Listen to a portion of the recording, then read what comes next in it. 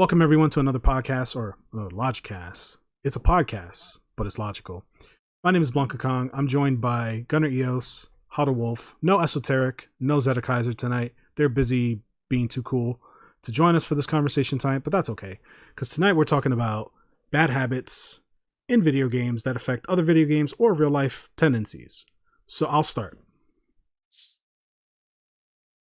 I'll say one and then I'll move it along and then we'll kind of go from there. So one bad habit that I have in video games that translate to other video games but also real life tendencies is hyper organization.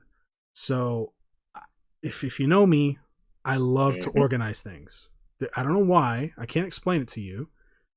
Most people don't understand and can't understand, but I am super organized with most things. Not like everything, but most things. Like my sock drawers, all the black socks and the gray socks and the white socks are all separated.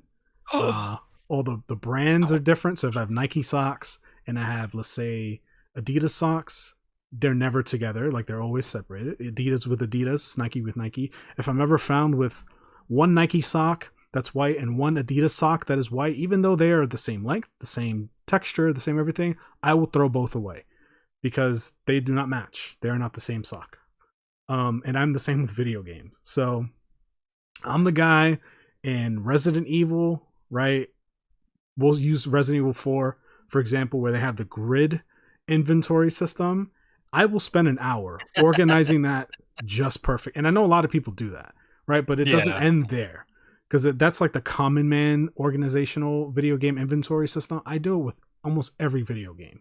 So if there isn't a sort button, it doesn't matter. That doesn't stop me. I will sit there and fucking organize every aspect. Pokemon, for example. Pokemon's a great example. I will sit there for hours. I spent 3 days, legit 3 days, organizing my boxes in BDSP by National Dex 1 all the way to 493. And then I also had, because of the duplication glitch in that game, I had the opportunity to acquire shiny Pokemon of every variant. So in my BDSP file, I have National Dex 1 through 493, regular, and then shiny. So it would be, Bulbasaur, shiny Bulbasaur, Ivysaur, shiny Ivysaur, Venusaur, shiny Venusaur, etc. And it would be that all the way until the final Pokemon, which is Arceus, right? Which I don't have, so I just put an unhatched egg in place of where that Pokemon would be, right? Just to keep it organized. And then after that, I would have a box of like breeding Pokemon and then a box of like competitive Pokemon for tag battles and then a box for competitive singles Pokemon. It's all fucking organized. Like it's organized to the T. And that took me days to do, right? Because it's just be moving shit around, right? And I do that in Monster Hunter. I move all my armor, all my helmets are in one place, all my swords are in one place, all my gauntlets are in one place, and it's all by rarity. And then it's crazy, right? And so I'm the same way in real life, where, like I mentioned, the socks, right? It doesn't end at socks. It's also even the condiments in my cabinet are all size order, and the cereal that I have different cereal, and they're all in like calorie order, so least to greatest. Like it's bad. it gets, and when somebody fucks with it, it bothers me. Plates, it's all size order, right? And even color order, so it's like warm to cool colors. Like that's just the way I am, bro. And so I love organizing, and so that's why I was great at my job when I worked in sales and merchandising. I was awesome at merchandising because it was all organizing. And so that's one thing that like I do in video games that most people probably wouldn't understand and think it's a waste of time. It's like, why are you organizing digital clothes? But it's like, I don't know, man. It's just something about it. Like it feels good to like look at my inventory and be like, if I need this specific suit of armor, I can find it in like an instant, right? And that's satisfying to me. So that's my obsessive, or that's one bad habit, air quotes, bad habit. I don't think it's a bad habit, but the first solution to admitting you have a problem is that you have a problem, right? So to me, it's not a bad habit, but to a lot of people it would be a bad habit because it definitely can get out of control. So that's my first one. I have another one, but I got a But Wolf, let's I hear it. gotta follow up on that because Go for it. when we were in high school and we played before we got Yu-Gi-Oh! good at Yu-Gi-Oh, Yeah. this man um Gunner would spend 2 to 3 school periods in a row. He'll take out all his cards out of the booklet that had the plastic sleeves. He'll take out all his cards and reorganize them.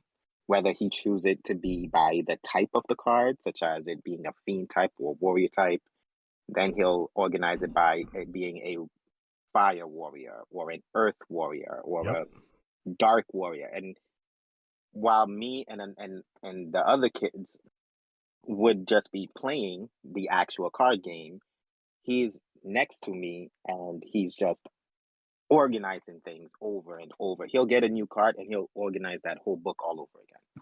Yep. And Damn. sometimes I will watch him in amazement as like, how can one person be this? It's almost like a compulsive condition It's bad. for him. It's Right. bad. Like if he got a new card that day and it was like, well, damn, it belonged with the fiend types and he's already organized all the fiend types, he will unorganize. He'll take out everything after the slot that card belongs in. He'll take that all out to put that slot in to then reorganize everything after that. And it was just like, it's insane. It's madness. Damn.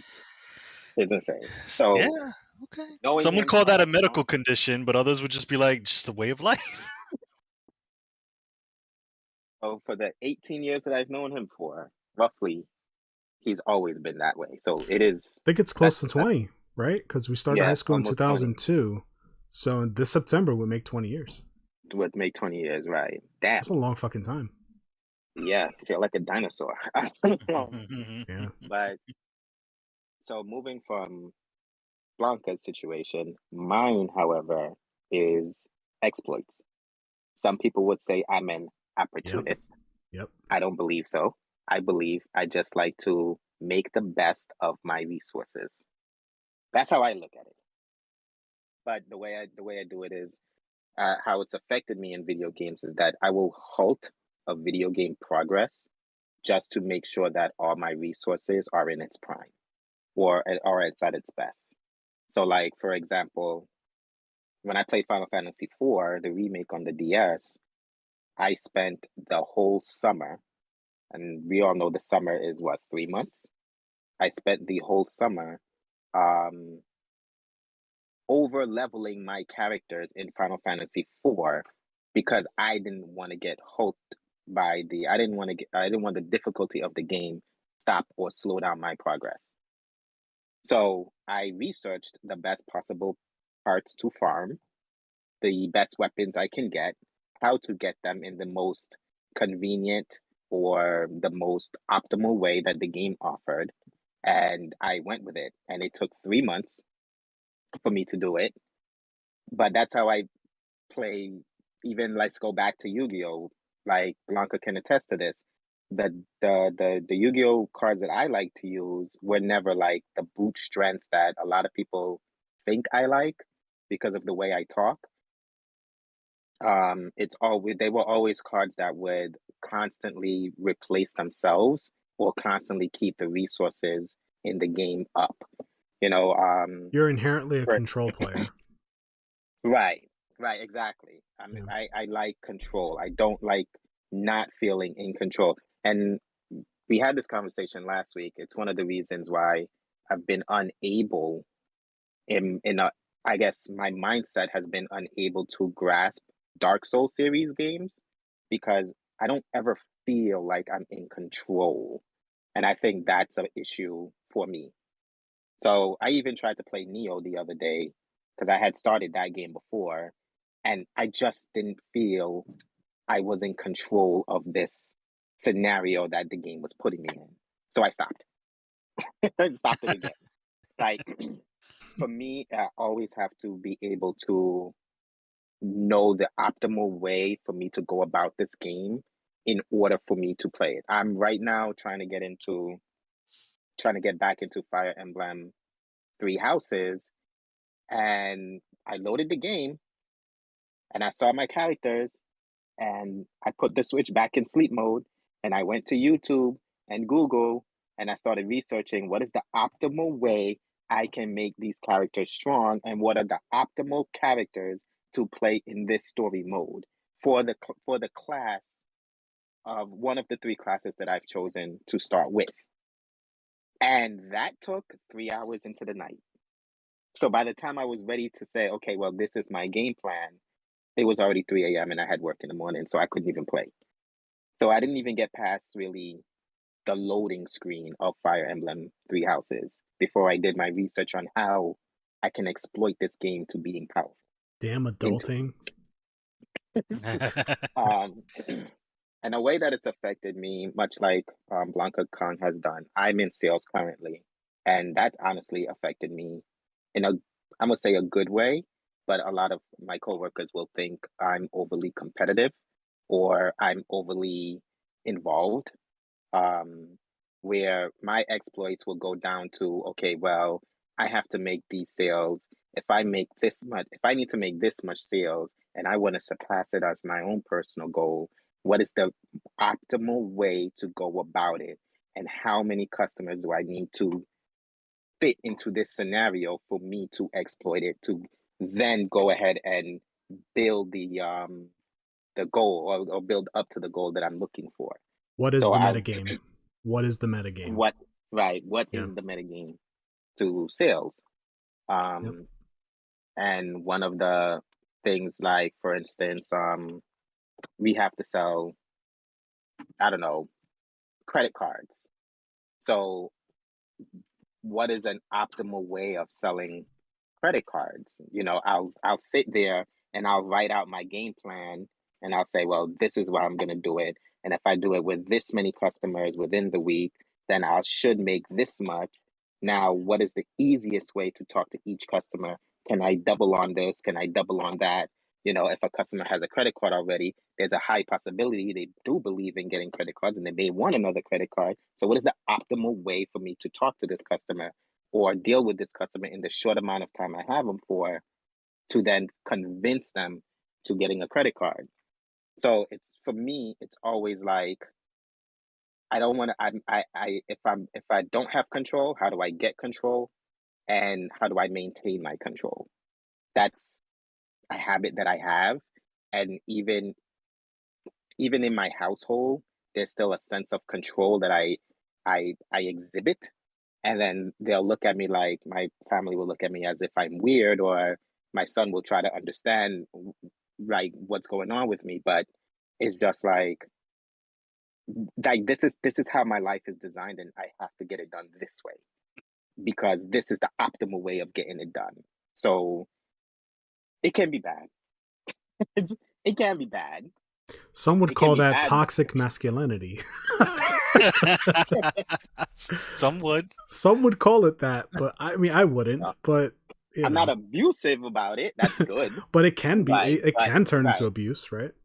it can. But it's just the way that I always have to find out, like, how can I make the most of this opportunity, and what is the best way of going about it.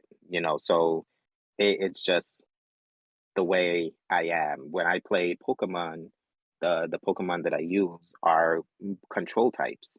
They Yeah. take away from the opponent. I don't just run heavy hitters.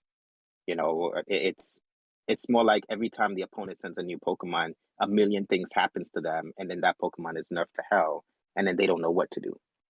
Mm-hmm. So it's just the way I self-programmed. But yeah, it's my first one is definitely exploits. You're up, Gunner. Okay. So mine is in the same vein as Wolf's, but it goes down a different path. So a bad habit that leaks into my real life that stems from video games is also in the same vein of research. But Mm. I like to do heavy, some would say obsessive, unnecessary amounts of research when it comes to outcomes, if that makes any sense. So when I get into something, I can't just do it. I can't do it spontaneously. If you're saying, "Oh, we're gonna go skiing," I'll go cool, and I'll research everything that entails skiing. Like, what's the like optimal skis? Like, what kind of cold weather gear am I gonna need? Like, how like what are my what like balance? How do I balance myself on the skis? Like, what are the optimal places to practice? Like, I just can't do something. I have to do obscene amounts of research before I even do the smallest things. And I squarely blame that on the genre that I play, which is RPGs. It all started, and especially, and when I say RPGs, I mean old RPGs, um, the Final Fantasies and the old Fire Emblems, because back then it was really easy to soft lock yourself. If you didn't if you didn't build your character a certain way, you just couldn't beat the boss. There was no go back and grind. There was none of that. You just couldn't beat it. You had to start over again. Fire Emblem, you lost people, they were gone for good. They didn't come back. This isn't like Three Houses or Awakening where you can enable a respawn mode and they come back after the battle's over. No, if a guy died, he was dead permanently. So what I wanted to know is like, are you worth my time? Like, should I invest in you? Because if I invested in a like mediocre character and then I lost him, I just in my head, I wasted all of this time. And I just couldn't stand with myself doing that. And I've in recent years I've tried to kind of like break that habit and kind of just play a game. It's really hard. Like just play a game. So the as of recording this, Elden Ring is kind of it's the big thing. It's around. It's been around for a couple weeks, and I told myself I'm gonna play Elden Ring. I'm just gonna play it. I know what I want to play. I'm just gonna play. We're gonna stay away from forums. We're gonna stay away from discussions, and we're just gonna play. If I'm using the shittiest fucking staff in the game, so be it. We'll You beat the game. dirty, with dirty shit. liar. Yeah, and then like I think like the 2 weeks into it, I was like, I gotta see what people are saying about. So I caved. I failed in this case, and I started doing research, and I started reading like, okay, what are people using for staffs? What are they using for magic? Like, why does this staff scale better than that staff? And how does this like just dumb levels of research that aren't necessary? And like I said, it bleeds into my normal life. I just can't get into a hobby. Like I got into gunpla. For people who don't know the term, it's building model kits around the Mobile Suit Gundam series. And what I could have done is just bought a kit and YOLO'd. Just bought a kit and put it together. But no, I can't do that. So before I even walk to the store to even buy a kit, I'm online researching what tools I need, what paints I need, what type of fucking tweezers I need, what exacto blades I need, where can I buy replacement blades that I needed. This is before I even bought a kit. So Man. yeah, I cannot get into anything until I know exactly what it encompasses. I just can't. It physically bothers me. And I blame RPGs for that because back then you lost a guy, he was gone for good. If you missed your ultimate weapon, sorry, you'll see it again when you start the game over. And that instilled in me is like make sure you're going down the right path because you don't want to miss this. So yeah, in the same branching family as Wolf's, but it's veers into while he's doing it for like, how can I break the system? How can I make the system my bitch? I do it for I have to know the ins and outs. I need to see the matrix code before I even press start on the video game. All right, so it's funny that you because we had this conversation, Gunner, a few weeks ago before Elden Ring came out, as it was coming out, and how like you have to do an obscene amount of research to make sure that you're optimizing you're crit pathing the game basically Yeah. to have a very specific outcome, whereas I am on the complete opposite of the spectrum and I want to know as little as possible to have what I would consider a air quotes authentic gaming experience. And I actually love being surprised and being taken for like a spin on through the game's experience. Like I get a kick out of that personally, and I unlike Wolf, where it's like I need control, I need to be the best, I need to. What is the optimal build? For me, it's like I just want to play. Like I'm not interested in being the strongest. In fact, I don't want to be the opposite. I don't want to be the weakest I can be, but I want there to be like some sort of like what I would consider a fair fight.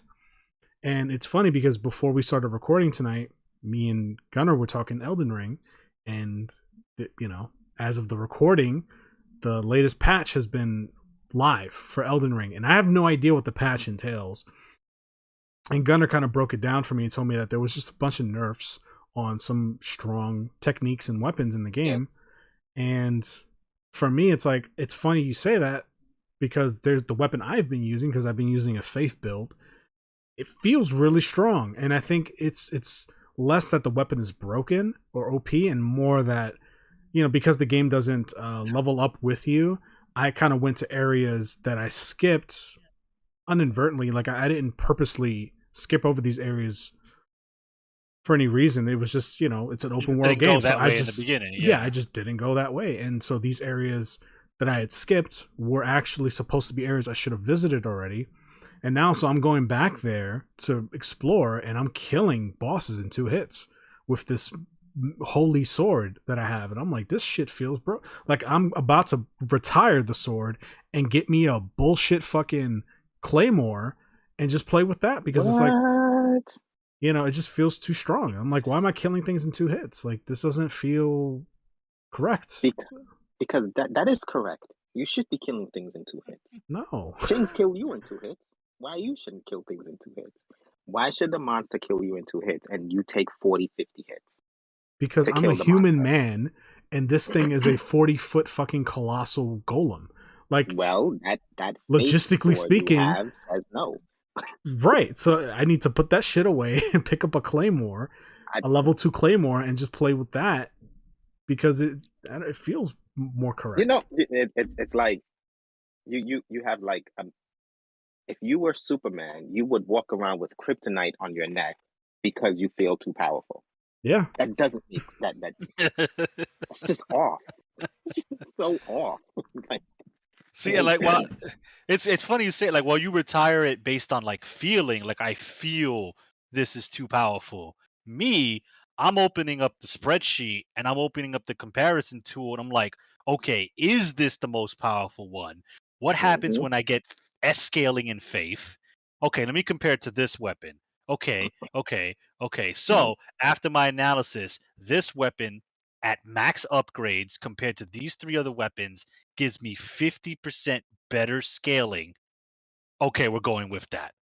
Meanwhile, my character is just standing there and 10 hours have elapsed. My clear time is not accurate. It's never accurate with these games, because hours are spent with my character idling and me on the PC just like poring over fucking forums, looking at Google Docs. I've looked at more Google Docs about fucking weapon comparisons and magic comparisons that I have for work.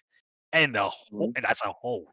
So it's just like and I wish I could play like that. Sometimes I do wish I can just play the game, but unless it's like a Kirby game where there is no deepness to this, and it's literally jump, power, happy. Like, there's an exploit. Jump, there's an power, exploit. happy. There probably is. There's an exploit. There's probably like the best power up in Kirby, and you need to get it from this one thing. Like, right. Even this new Kirby game that's coming out, if it hasn't come out already, I will find an exploit and I will use it, because I want to maximize my resources in the end of the day. I'll give an example. In Monster Hunter Iceborne, because that's the most fleshed out current Monster Hunter right now. Rise is still, doing its thing with its upcoming DLC. I have about 40 different armor sets, but only one weapon. Straight across the board. And it's the best great sword in the game. That's it. I have one good weapon, one great sword, one insect glaive, one sword and shield. That's it. Because they are the best of their line of the armor sets that I have it for. So, for instance, with the sword and shield, since I go support, I have I think it's a poison sword or something like that to help deal with the damage over time. Since I'm not really DPS, I don't. If I'm sword and shield, I don't go in for DPS. I usually go in support. So I have the best weapon for support armor sets. But I'll have like 6 different or 7 different support armor sets for that one sword and shield. It doesn't make sense that I just don't see where it makes sense to me for me to make multiple sword and shields just because they look cool. Like, and I know, I know it's not the best because you think it looks cool, the design's cool, or it feels cool. I know it's the best because it is statistically Mathematically, the best. It is Yeah. mathematically It's the mathematically best the best. sword. Like, and I think the same way. I do that with guns. Is this mathematically the best Pierce gun? Why is this better than this gun? Oh, it has one more bullet, which means I can spend X number of minutes DPSing, which means my DPS is overall higher. Like, that's just where my brain goes, and I understand that because you do the same thing. Right. But the thing is, we're coming from it in two different. Yes. So it's like meeting up. It's like we're crossing over our ideologies, but we're taking different roads, right? Because my road, my idea is spending my resources the most optimal way. It leads me to the most powerful sets, the most powerful weapons, the most powerful characters. Where you are saying, I must win this. like I want to be this powerhouse, and that's your mindset going in. You need to know everything that's going to make you this powerhouse, and then you take that road. But we always end up meeting each other in the middle. You end up in the same place, rarely. Yeah, we always end up in the same place. But it's just the fact that our mindset starts from 2 different areas, from 2. Well, your journeys are different, right? Like, if you were to play guns like Gunner, ironically enough, you would end up in the same exact spot because it's like, because again, like your goal is to have ultimate control. It's like, what is the metagame, right? You approach that maybe differently, but again, you arrive at the same place. It's like you guys, if you both played guns, you would have the same sets at the end of like of at the end of the day. Yeah. Yeah. Whereas for me, it's like whatever is funner, whatever feels better. And I'll be honest, sometimes I really envy that because I wish I could play games like that, but I just can't. I've tried so hard. I think if I had Blanca's mindset, I would enjoy more games. Yes. Yeah. I would, but I just color me privileged. Like... What's hilarious about that is that mindset, I think, only exists because of the way I've grown up as a gamer. I didn't have access to a lot of different games, and while I did have access to RPGs at a young age, because they required so much like investment and time, I didn't have the privilege to really play them, because I mentioned this in past episodes and in past conversations with you guys about our childhoods, or about my childhood specifically.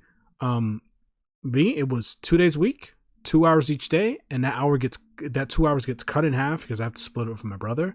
So unless we played a multiplayer game, I got 1 hour each weekend day, and then another hour the next weekend day. So Saturday and Sunday I got to play an hour each, and that was it.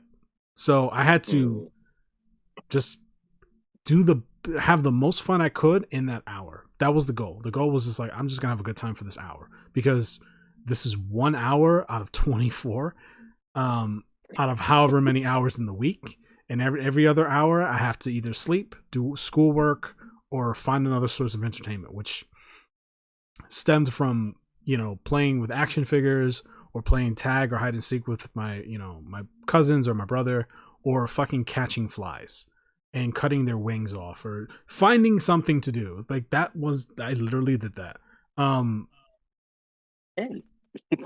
Listen, it was entertaining for 8-year-old me, or whatever, however old I was. or burning fucking bugs and just seeing how they respond to fire. It's like, well, I know how, I have a pretty good idea how it's gonna go, but I want to see it.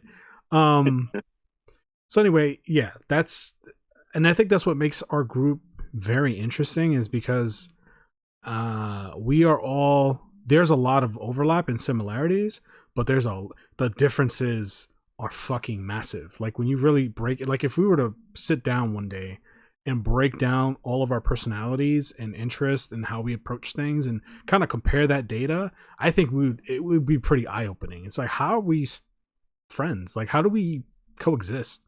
Yeah, on paper it probably wouldn't make sense. It wouldn't make sense on paper, I don't think. I'd imagine. I mean, I don't know. But anyway, my next air quotes bad habit, which this one I would say is more of a bad habit, is that I have an obsessive nature, or obsessive. I guess you would call it an obsessive personality. Like, if I'm into something, if I really like something, I will overconsume it. That's one of my problems, is I have to identify if something is too stimulating, because if it's too stimulating, I will get lost in the gluttonous desire in consuming more of it. So that can stem from overeating certain food. Like, I love seafood. If you give me a plate of shrimp, I will eat the entire plate of shrimp. Even though I'm not hungry, I will eat the whole fucking thing. And if you give me a second plate of shrimp, I will eat that. I will eat that shit too, because I enjoy the taste. And so, to bring it back to video games, it's like, if I play something like Civilization, that game is crack to me, because it's resource, it's everything that makes me, it's a lot of not everything, it's a lot of things that makes me tick. So it's hyper organization, it's hyper management, it's so many things that I love, crammed into one game that is designed to last for fucking hours. I can play Civilization for 12 hours and not eat, I can just be totally absorbed and immersed in this game, which is not healthy, right? It's not healthy physically, right? Because if I'm sitting up in the same position for 12 hours, it's fucking murder for my back, right? Yeah, fucking oof. Or my neck, depending on how I'm sitting or whatever. It's bad for my eyes. It's just, and it's a colossal waste of time, right? That 12 hours of Civilization, me trying to, take over China, could have been a nap, could have been 3 workouts, could have been a short shift somewhere. Like, I could have made money, I could have had some nutrition, I could have got some sleep. There's so many things you could have done with that time.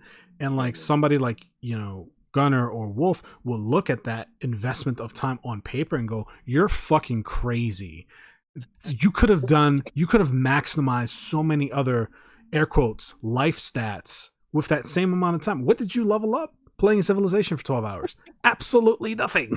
Like, the victories in this game aren't real. Like, you're not really at war with whatever country, Zimbabwe, I don't know. Like, that's not real. Like, these accomplishments aren't real. So that's where it's dangerous. Like, it's fun to engage and like to get lost in something. It's like if you love to read, like Gunner loves to read, right? I'm sure that once he starts reading a good book, he probably finishes that shit in one sitting. I'm sure he's done that. And so, or if for a more common thing in today's society would be binge watching Netflix shows. Like, I've done it, where you start watching a Netflix show. I've been victim of that, yeah. Dude, you watch the first episode, you go, wow, this is good. Let me see the second episode. You're like, well, fuck, I want to know what happens next. And then and you get lost in this rabbit hole, right? And so I'm very susceptible to that. And so my solution is to simply identify when that pleasure meter is starting to like tick in my head, and I force myself to stop. I go, no, stop it. Go do something else, and I will completely cut myself off. So that's something, and it bleeds into other factors of my life too. When I was working in sales, I was a workaholic. I everything was work, work, work, work, work, work, work, because there was a level of enjoyment, and I did enjoy other aspects of like feeling important, being needed, leading people, and developing other people, seeing other people move up. That was satisfying to me, and so I got obsessed with that. And it gets even worse when it comes to like romantic relationships, where I get too infatuated or too obsessed with this other person, and it doesn't line up with maybe how they view me or whatever, and so now there's a disconnect, right? So like there's a lot of an obsessive nature or an obsessive personality. While it can breed extreme fun and pleasure, it can also destroy a lot of things in your life, including work-life balance or relationship building, etc. So, or time wasting, blah blah blah. So that's my second one. What do you guys think about that? Or unless you want to kind of move into your next one, up to y'all. I mean, yeah, it's having an obsessive personality can lead to negative impacts on relationships, both familial, friendships, romantic. Like Mm-hmm. it's tough because it requires you to, we've used this word in this podcast. It relies you you have to relinquish a certain level of control. And when you obsess over something, like you have that control over it. And in a relationship, you're dealing with another person. It's different from a video game where this is my world, this is how I influence it, and I choose to influence it this way. With another person, it's like they have their own beliefs, their own thoughts, their own ideals, and you Yeah. have to learn how to not overshadow that person's and just kind Yeah. of hit the middle and commingle and give in a little bit and push back a little bit in other ways. But yeah, for someone like who has obsessive like personality, it can manifest in a bad way if you don't recognize it and take strides to deal with it, Deal with it. handle it, control it. Yeah, Yeah, definitely. absolutely. Um, my thing, second bad habit. Well, it's a very bad habit because it comes off as being obnoxious. Is Can't wait to hear not this one. holding back, not holding back, especially in multiplayer games, especially competitive multiplayer games, regardless of the person's skill level of whoever I'm competing against. So typically in fighting games, Mm-hmm. really, I really don't care if you're a beginner or if you're an expert. I go all out and you deal with that. So um it's a bad habit, I would say, in video games because it can turn people off from wanting to play multiplayer games with you because, to be realistic, people don't like losing. Oh Um yeah. even if you can accept the fact that you lost, you don't like losing consistently. It starts to irritate you, right? Like if you lose 6, 7 games, 10 games, 12 games in a row, it starts to eat at you as someone who's playing a competitive video game or sport, or if your job is competitive, it's there. Um, so like an example I'm going to hell for is the other day, my 7-year-old wanted to play King of Fighters with me. Oh no. And I'm showing him how to use an arcade stick because I want him to use fight sticks for fighting games. So I have a second one. I have the Mad Catz Ryu edition one, and then I had another one that I bought later on. And I had him using, it doesn't matter which one he was using, I just using one. And every game I whooped his ass, maybe like 30 games straight. I beat him. And he just gets he puts the arcade stick down and he looks at me. He was like, "Dad, you're just too good." No, he said, "Dad, you're unfair. You won't let me win." And I kind of like side eyed him and slowly turned my head and I was like, "Get good, kid." Yeah, good.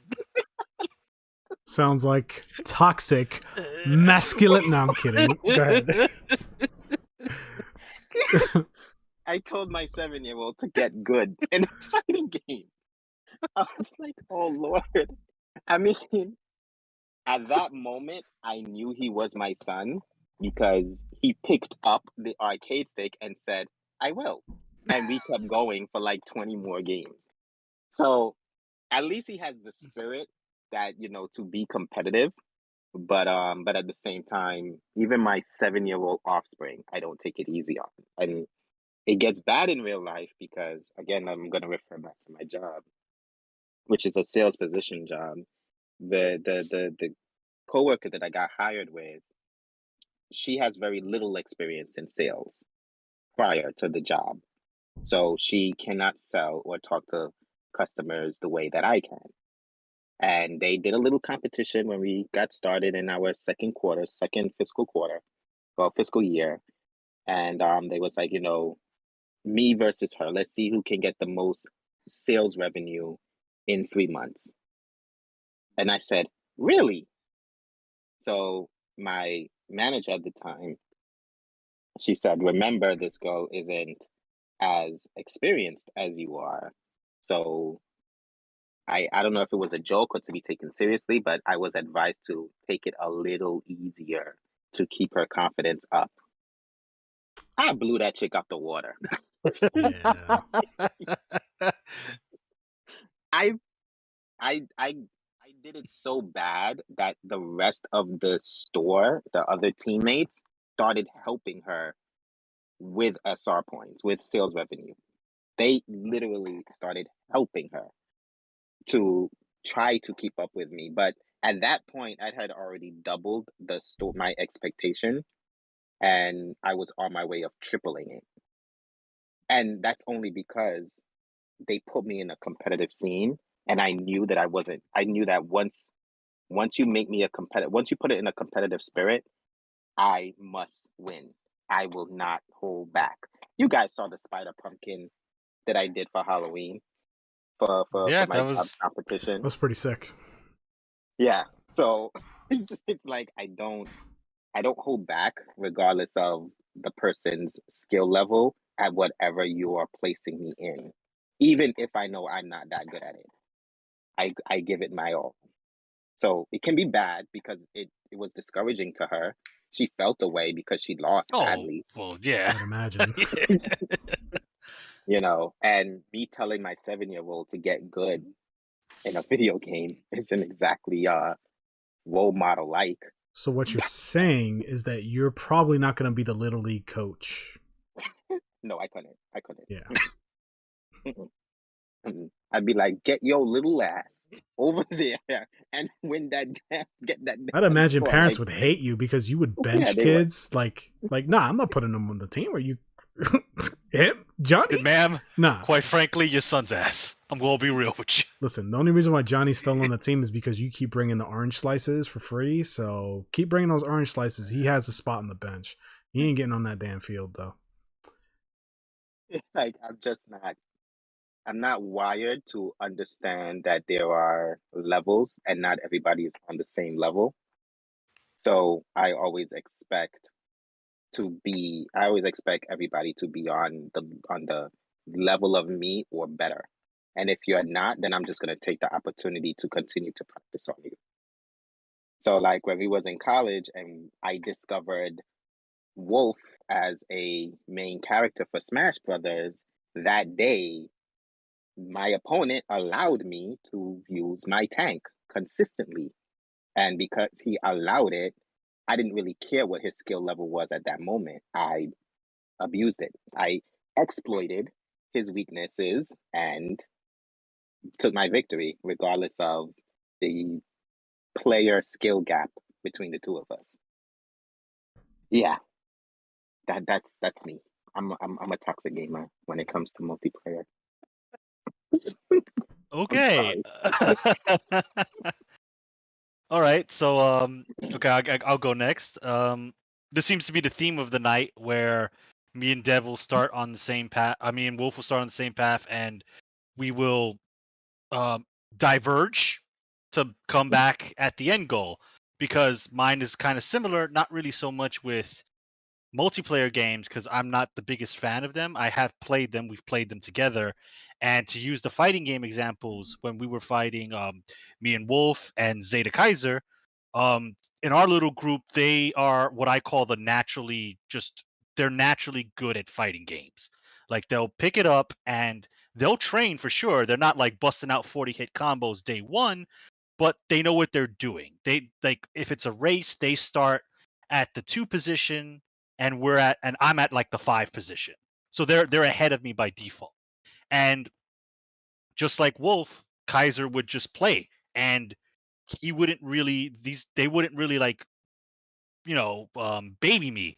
And instead of me getting upset, I just tried harder.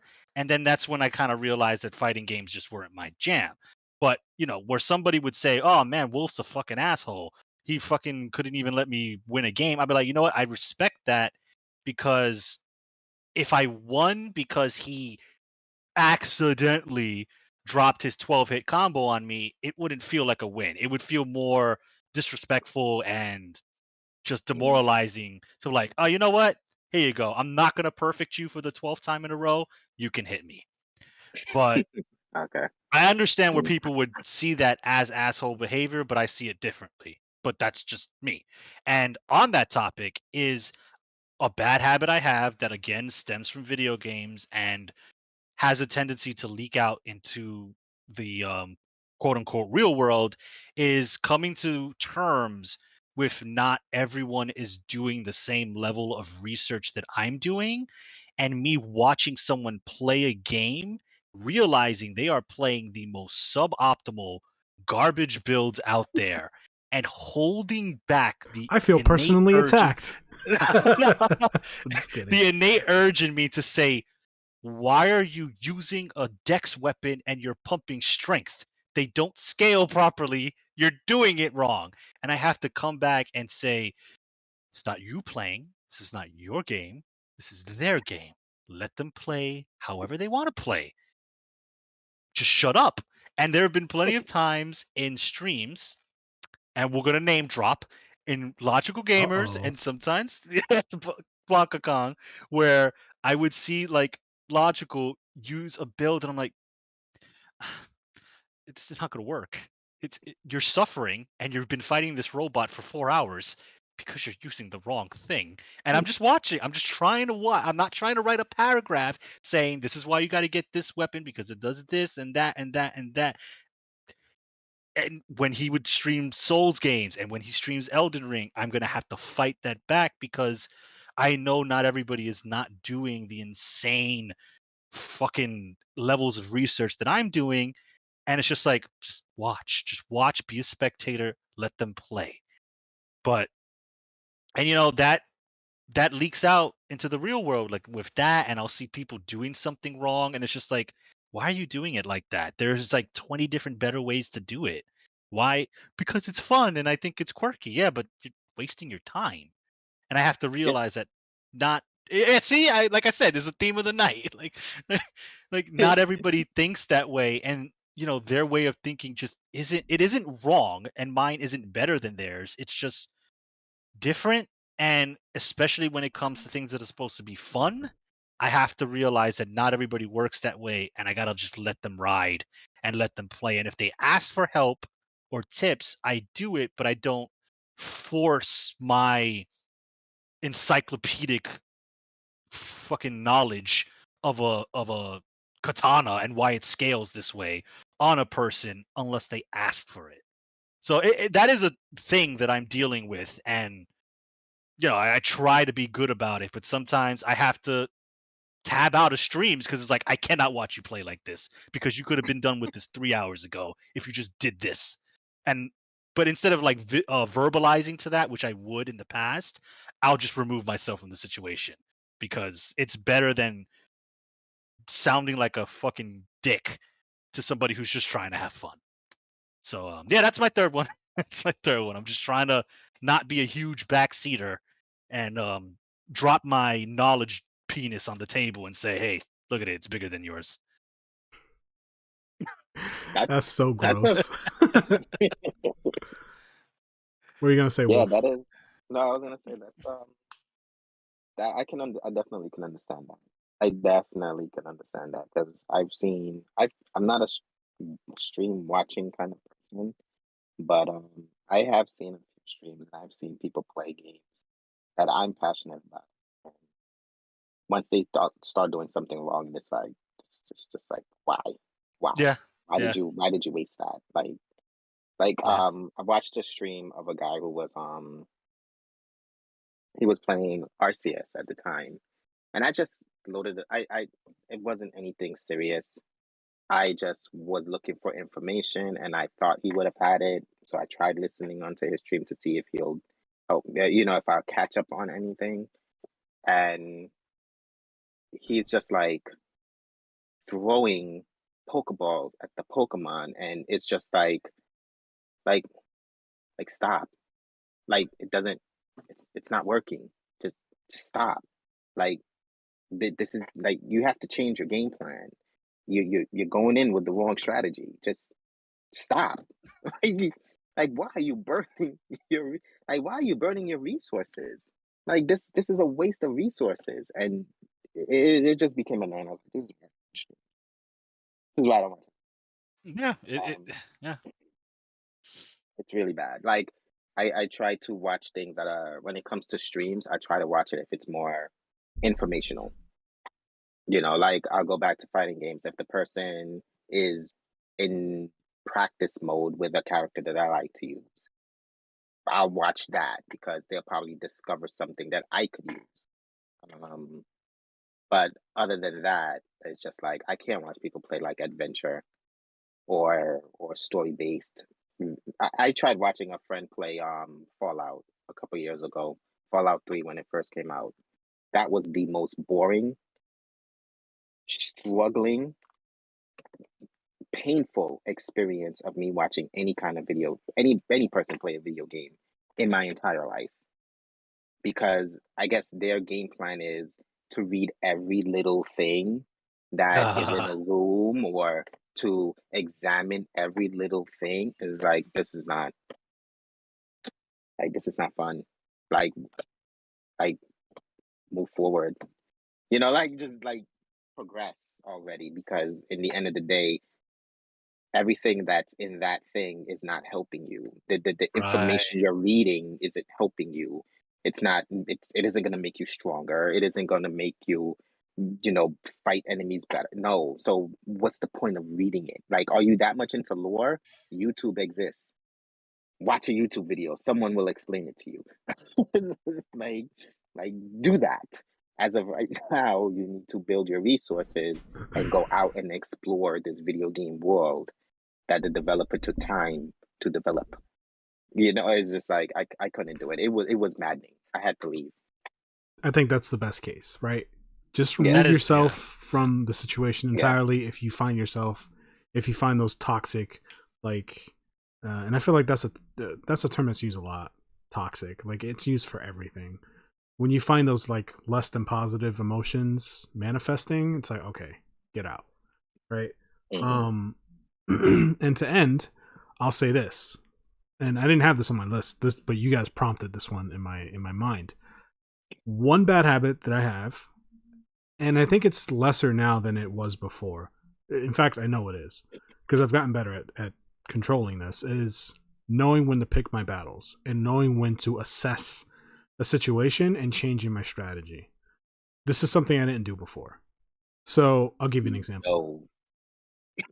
I listen, and that's why I can play games like Dark Souls and enjoy it because I get a weird kick out of the struggle of learning until I win. Like that win means so much more because it's like because I struggled for 3 hours, right? Versus you guys would feel like, well, I feel more accomplished or just as accomplished beating him in the first 10 minutes, right? Because those 2 hours and 50 minutes could have went to something else, which is fair, right? On paper, mathematically speaking, that makes a lot of sense, right? Because you get more game or you get to do other things than fight this one thing for 3 hours. I get that. But for me, like the journey is the enjoyment. So again, it's just people being wired differently. And so the specific example I was going to say was when me and Wolf played, this was like a long time ago. This was like 10 years ago now, I think. When we played Dead or Alive 5 on PS3. And I always liked Dead or Alive. I've been playing Dead or Alive since like Dead or Alive 2 or 3 on PS2 and original Xbox. And Wolf, I don't think was ever really into 3D fighting games, but like he saw this one and we started playing. And so we and I still like the game. I don't play, like I haven't played it recently, but you know, it's something I can play if I wanted to. Anyway, we're playing and we're playing online matches and we're just shooting the shit and just playing, right? For me, I'm not looking, like if I win, cool, but again, like whether I get a win or a loss at the end of the fight, that's not why I play the game. It's the fight part. Like I just want to fucking punch things and I want to get punched. Like it's weird to say, like some people hear me say that and I go, well, that's odd. Like why wouldn't you want to win? And it's like, well, it's not that I don't want to win. I want to win under the conditions that I felt like I earned the win, one. And two, it's not the win that matters to me. It's the fight. It's how, it's everything but the, you know, it's like, why do you eat? You eat to feel full, to feel energized, to, you know, be filled with nutrition. It's like, okay, that's the end game. But some people enjoy eating. Like you enjoy the taste and, you know, whatever, the activity. Right. Right. So there's a difference between eating something like, I don't like broccoli, right? I eat broccoli because it's good for me, but I don't enjoy it, right? I enjoy seafood, right? So like I'll eat my portion of broccoli that I need to and I'm fucking done, right? Because it's a chore. Versus seafood, I'll eat lobster tails until all of the fucking lobsters are fucking deceased, right? So in saying that, back to the Dead or Alive example, I remember, dude, there were nights where it would be back and forth. There would be nights where for some reason I'm getting more W's than L's. And then there were nights where I'm talking 50, like I'm 2 wins to 50 losses. Like the ratio is insane. How many times Wolf beat me in Dead or Alive in one night, right? And for me, it was just like, again, like, let's run it back. Like, I would not fucking stop. Like, I would not stop. And I would use the same character and do the same moves and try the same tactics, and it would not work. And that's the definition of insanity, right? It's like doing the same thing, expecting a different result. And so, I remember at the time you lived with your brother, and he came in the room because we were on voice command or voice chat, and he saw in Dead or Alive they did what old school games do, and they show the wins loss for the night, and that shit is painful to look at. And he was like, God damn, you beat him 50 times and you still playing, you know? And it's like, I heard that, I just laughed. I was like, oh yeah, because I enjoy the fight, 1 and 2. Like, I'm not gonna let the losses deter me. But what is bad about that is not taking the time to go, okay, hold on. Let's assess what's happening here. Why am I losing so much? There is a reason, right? For a long time, I didn't do that. I would just continue to kind of like be super headstrong and just keep going. And that's not how you succeed. Sometimes you have to change things up. And so to take it to a different example, I was streaming Elden Ring, a while ago, and Gunner was watching me play. I was fighting, what's this man's name? Godric, the Grafted, I think. The Grafted, yeah. Yeah, and so that boss isn't hard. By no means is he difficult, but because I was playing a certain way, it made it way more difficult than it needed to be. And I did it to myself, but I was having fun. So, like, I stopped using Healing Flask. For those who didn't watch the stream, I stopped using Healing Flask because I'm playing Faith, and I have a healing spell that's kind of fast, but not too fast, but it's definitely slower than using the Healing Flask. So my logic was, I'll just use the Magic Flask, refill my NP, and just heal with the spell, because technically I'm saving on what that flask gives out in terms of raw resources, and it's funner, right? It makes the fight a little more intense, a little more interesting. I'm looking at this man in the screen. I'm like, what is this madman doing? What is he doing? So I played that way, and I eventually won. But to somebody like Wolf or Gunner, it's illogical, right? It's like, why would you do that? Like, what do you mean box with one hand? Like, why would you do that to yourself? You have two hands, right? But that's just, again, for me, it's like the activity itself, the journey is what's funnest. That's what's most memorable to me. There's plenty of games that I've played and I've beaten, and I don't remember them because it's like beating the game didn't mean anything, or it didn't mean as much as me figuring it out, me learning it, me growing in the game, in the context of the game. So, but for some of you guys, it's like, well, I beat the game in half the time, and it's about the results. You guys are very results driven, which is ideal for sales, which is why I struggled in sales for a long time, is because, you know, I value the hours that I put in, the work that I did versus, you know, my bosses in corporate is like, well, okay, that's great, but is that all that work and that time and that effort, does that equate to results? And more often than not, it didn't, right? It just meant that I spent a lot of time doing this thing. So yeah, that's just, it's something I've gotten better at. I've learned to balance it and learn to take the high road. Like, okay, all right, enough with the shenanigans. Let's put the fucking clown shoes away. Let's get fucking serious here, and let's find the metagame, and let's just win here. Let's just get the W, right? I'm able to do that now, you know, for whatever reason. Like, just you take enough L's and you kind of realize, okay, maybe maybe I need to change things up here, you know. So anyway, do you guys have any other anything to say off of that before I wrap it up?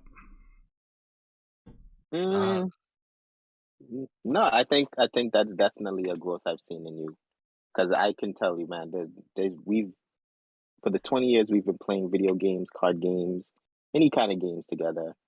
Me being the type who's always been a resourceful metagame player, you being the more more of a, I guess I could say, emotionally driven, in terms of how you go about being competitive. A lot of times it's just like, I will even feel bad. It's like, damn. Okay. All right, guys. Well, thanks for a great conversation. If you made it this far, like the video, lets us know that this content is enjoyed, and comment down below with any of your bad habits or suggestions for future topics. We'd love to hear from you. Subscribe for more content. We do podcasts every Wednesday at 12 p.m. Eastern Standard Time. So if you want more content like this, the best thing to do is subscribe.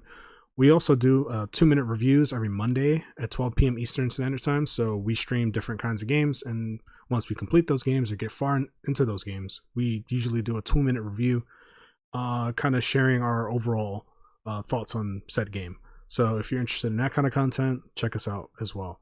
So we also have social media. So Logical Gamers TV on Facebook, Twitter, Instagram, TikTok, and a Discord as well. So that's all going to be linked in the description. We also stream. So the main channel is Mr. Esoteric, who isn't present, but he does stream every Monday, Wednesday, and Friday at 9 p.m. Eastern Standard Time. Mostly plays single player games like Sekiro or Dark Souls.